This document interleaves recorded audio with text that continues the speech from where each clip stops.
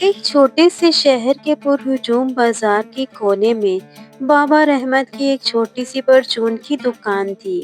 بابا رحمت کی عمر 70 برس کے قریب تھی، لیکن ان کے چہرے پر ہمیشہ ایک ایسی چمک اور مسکراہٹ رہتی تھی جو آنے والے ہر شخص کا دل جیت لیتی تھی۔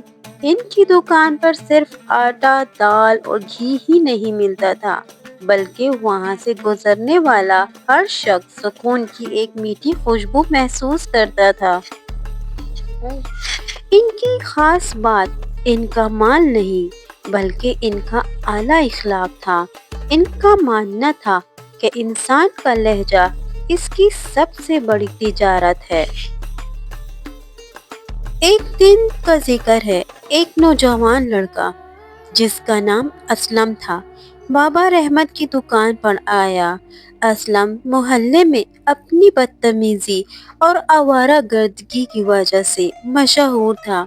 اس نے دکان پر آتے ہی بڑے تلخ لہجے میں ایک بنڈل اٹھایا اور کڑے لہجے میں کہا، اوئے بڈھے، جلدی سے مجھے سگریٹ کا پیکٹ دے، اور یاد رکھنا پیسے میں کل دوں گا یا شاید کبھی نہیں۔ دکان پر موجود دوسرے گاہک ڈر گئے کہ شاید اب جھگڑا ہوگا، لیکن بابا رحمت نے غصہ کرنے کے بجائے نہایت نرمی سے مسکرا کر کہا، بیٹے، سگریٹ تو صحت کے لیے اچھی نہیں ہے، لیکن اگر تمہیں بہت ضرورت ہے تو یہ لو اور پیسوں کی فکر نہ کرو۔ تم میرے بچوں جیسے ہو، جب تمہارے پاس آ جائیں تو تب دے دینا۔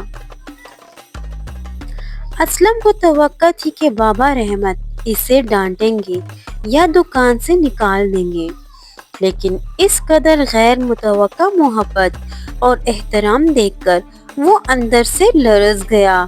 اس نے سگریٹ کا پیکٹ لیا اور تیزی سے وہاں سے نکل گیا، لیکن بابا رحمت کے وہ نرم الفاظ اس کے کانوں میں گونجتے رہے۔ اگلے دن اسلم دوبارہ آیا، مگر اس بار اس کے ہاتھ میں پیسے تھے اور سر جھکا ہوا تھا۔ اس نے کہا، بابا، کل سے مجھے نیند نہیں آئی، سب مجھے برا کہتے ہیں تو میں مزید برا بن جاتا ہوں، لیکن آپ نے مجھے غیرت دی اور عزت دے کر مجھے میری روح کو شرمندہ کر دیا۔ آج سے میں یہ آوارہ گردی اور نشہ چھوڑ دوں گا۔ اسی طرح کچھ دن بیت گئے۔ اب کچھ دنوں بعد ایک اور واقعہ پیش آیا۔ ایک 8 سالہ بچہ دکان کی ٹوکری سے خاموشی سے چاکلیٹ اٹھا کر اپنی جیب میں ڈال رہا تھا۔ ایک گاہک نے اسے دیکھ لیا اور شور مچا دیا، پکڑو اسے، یہ چور ہے۔ بچے کو مارنے کے لیے آگے بڑھے تو بابا رحمت نے فوراً کاؤنٹر سے باہر آ کر کہا۔ انہوں نے لوگوں کو روکا اور بچے کا ہاتھ پکڑ کر اسے دکان کے اندر ایک سٹول پر بٹھا دیا۔ بابا نے اسے ایک ٹھنڈا شربت پلایا اور بڑے پیار سے اس کے سر پر ہاتھ رکھ کر کہا، میرے پیارے بچے، شاید تمہیں بہت بھوک لگی تھی یا یہ چاکلیٹ تمہیں بہت پسند آئی۔ اگر تمہیں کچھ چاہیے ہو تو بابا سے مانگ لیا کرو۔ چوری کرنے سے تمہارا یہ پیارا اور معصوم چہرہ گندا ہو جاتا ہے۔ چوری بہادر لوگ نہیں کرتے۔ وہ بچہ زاروں قطار رونے لگا اور بابا رحمت سے وعدہ کیا کہ وہ زندگی میں کبھی کسی کی چیز کو بنا پوچھے نہیں چھوئے گا۔ بابا نے اسے وہ چاکلیٹ تحفے میں دے دی اور وہ بچہ اس دن کے بعد اس محلے کا سب سے ایماندار بچہ بن گیا۔ شہر میں ایک اور دکاندار تھا جو بابا رحمت کی مقبولیت سے چلتا تھا۔ ایک رات اس نے حسد میں آ کر بابا رحمت کی دکان کے باہر کچرا پھینک دیا تاکہ صبح گاہک بدبو کی وجہ سے نہ آئے۔ جب بابا رحمت صبح آئے، انہوں نے دیکھا کہ کچرا کس نے پھینکا ہے، کیونکہ اس دکاندار کی ایک چیز وہاں گر گئی تھی۔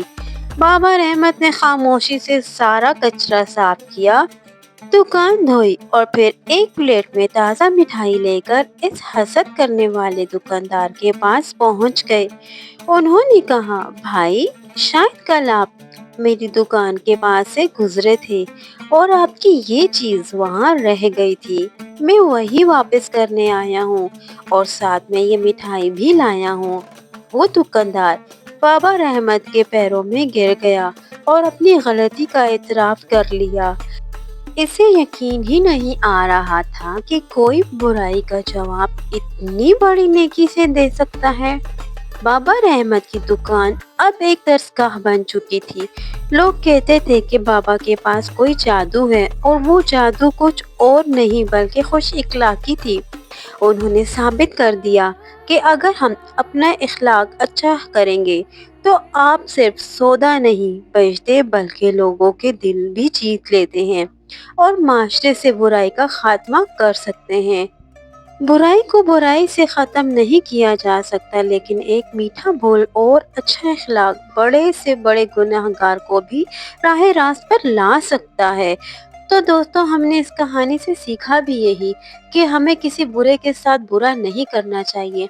अगर हम किसी बुरे के साथ अच्छा कर ले तो क्या पता कि वो भी हमारे साथ नेकी की राह पर आ जाए और उसका अजर भी हमें मिलने लग पड़ेगा। और क्या पता यही हमारे लिए बख्शिश का जरिया बन जाए। आपको अगर ऐसा लगता है कि आपने हमारी कहानी से बहुत कुछ सीखा है तो हमारे चैनल को लाइक और सब्सक्राइब ज़रूर करें, ताकि हम आपके लिए जब जब ऐसी वीडियोस बनाकर लाएं तो आप तक आसानी पहुंच सके।